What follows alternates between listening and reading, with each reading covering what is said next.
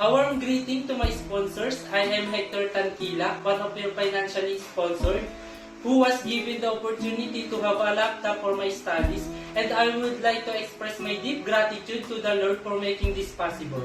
This is a blessing in my life, and through prayer, I believe God used you to fulfill this.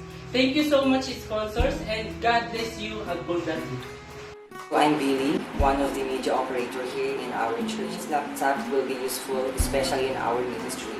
And I'm glad that our church is now able to project some praise and worship lyrics. And thank you once again for your incredible gift.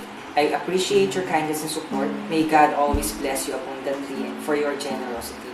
And thank you for treating us as your extended family. A blessful day, everyone. I am Annalisa M. Omboy from Living Jesus Church. I am currently a college graduating student, one of your beneficiary.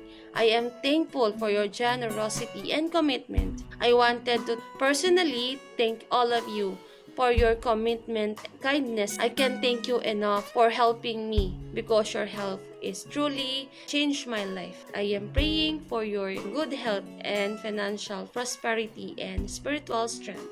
Thank you,